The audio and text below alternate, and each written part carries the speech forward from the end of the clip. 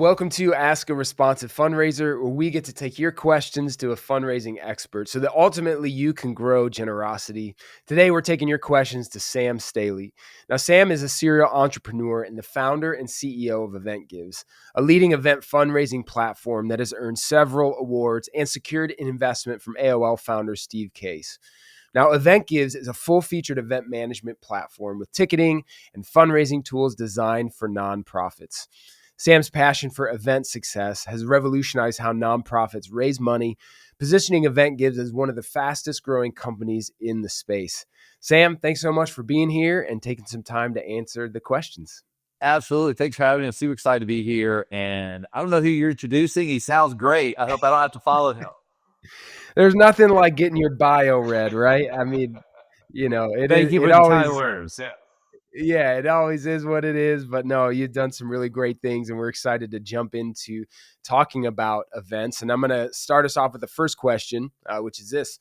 A lot of teams measure event success based on what they raised the night of the event, but that doesn't always tell the full story.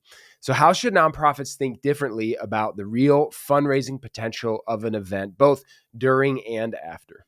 Yeah, I'm actually glad you asked this because we coach to this to our events all the time. But we work with oftentimes very seasoned organizations that really know what they're doing, that sometimes lose sight of this. But we also work with small organizations where sometimes we're coaching through their first event. And we always like to focus on, of course we want to raise money in the room, but it's really about that long-term ripple effect kind of post-event, because I like to think of, we're going to have a gala, let's say 300 people, 600 people show up.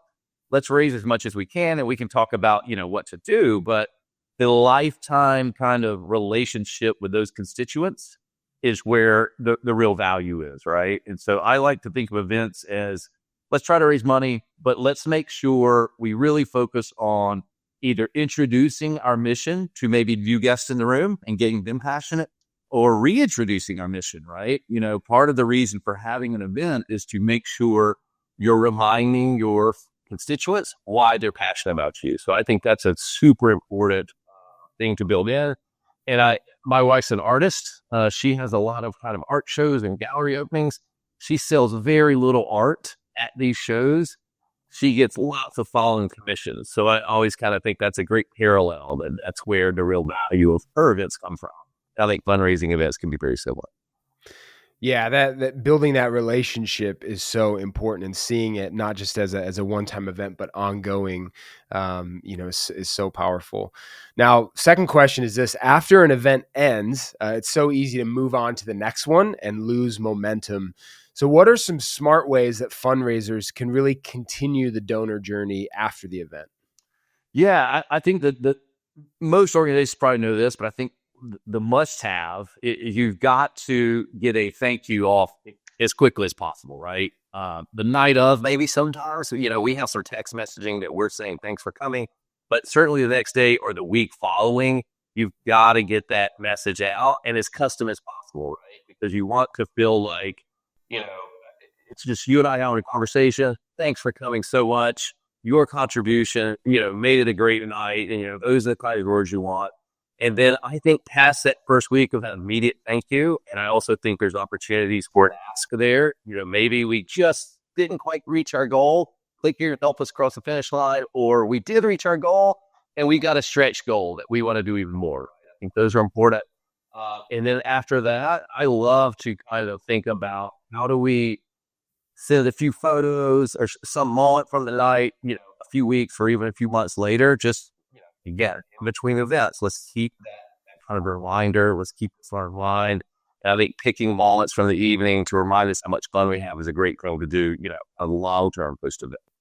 Yeah. Yeah, it's really smart, capitalizing on those sort of collective memories made, or the experiences, and hearkening back like that continues that momentum. I love that. Question number 3 coming at you now. Responsive fundraising depends on timely, relevant follow-up, but that's tough if your systems are not connected. So how can integrations between event tools and CRMs help nonprofits respond to donors faster and more personally? again, it's a must have, right? And, and I know a lot of organizations struggle with this piece of it because there's so many different event platforms. In addition to that, you might use a different one for your donations.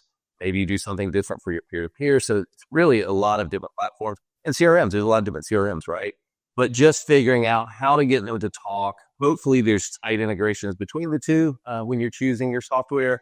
But imagine, and we see this a lot, where are doing all of my back office work on spreadsheets or, God forbid, printouts and clipboards.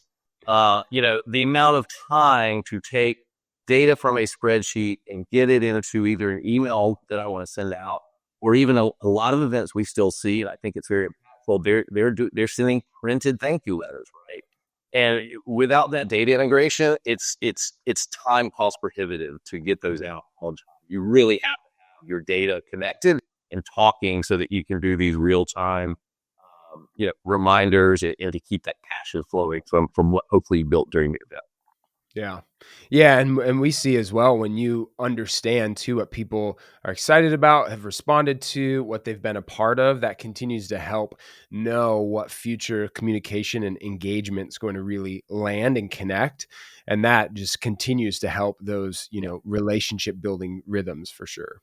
One thing I do want to add, because we talk a lot about post event, because it makes sense. We just had it. Here's how we'll follow up.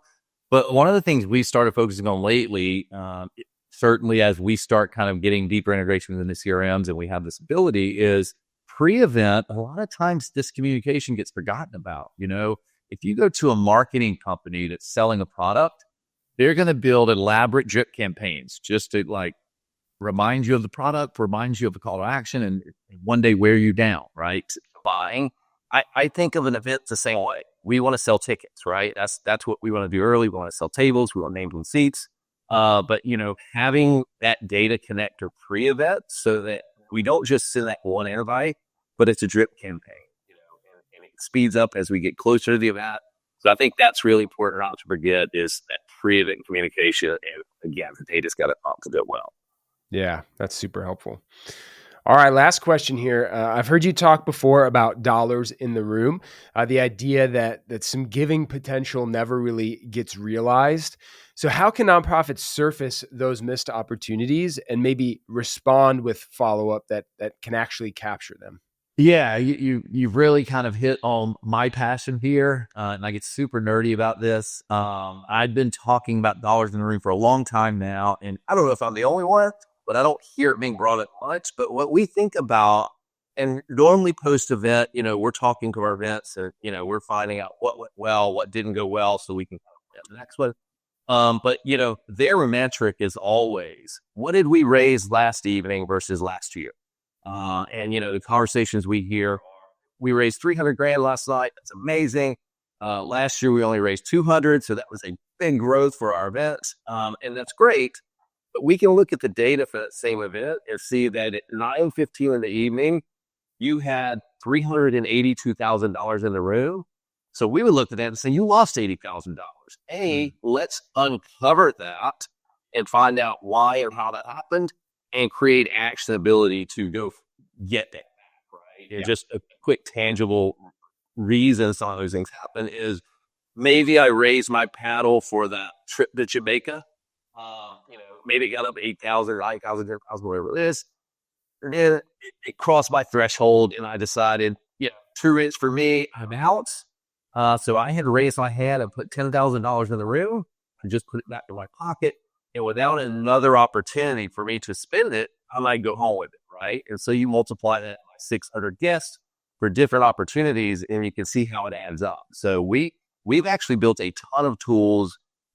We built it because we haven't seen it, where we really deep dive into the data and look minute by minute at an event that granularly and say, where are those holes? What can we do to fill them? And let you know they happened. We're going to build your next event to capture them. But for this event, let's give you some post-event call to actions that smartly know who to really kind of turn the volume on. Yeah. Yeah. It's such a smart way to think about that as well, because, you're seeing those lost opportunities that maybe you don't even realize. And most events don't. Yeah. Yeah. I feel like the way that you help people not only think about those, but take action is super powerful. Yeah. Sam, where can people connect with you, your team, learn more about Event Gives? Super simple. If you go to event.gives, that is not event.gives.com. It's event.gives. You can find us at eventgives.com as well. But if you go there, you can kind of see what we do, reach out to our team. I am always, every day, super blessed and thankful to work with our team of experts. Everybody in our building has touched personally at least 200 events. They're truly event experts, and I'm so proud of them every day. So please reach out. You will get a personal relationship with one, and their passion in life is to help you raise more money. Yeah. Well, that's awesome. And we so appreciate your time today, giving your expertise and advice to folks that I know they can put into action, as well as a chance to hopefully be able to connect with your team and continue to grow their events. So thanks so much for being with us today. Absolutely. That was super fun and super fast. So Yeah. thanks for having me. This has been great fun.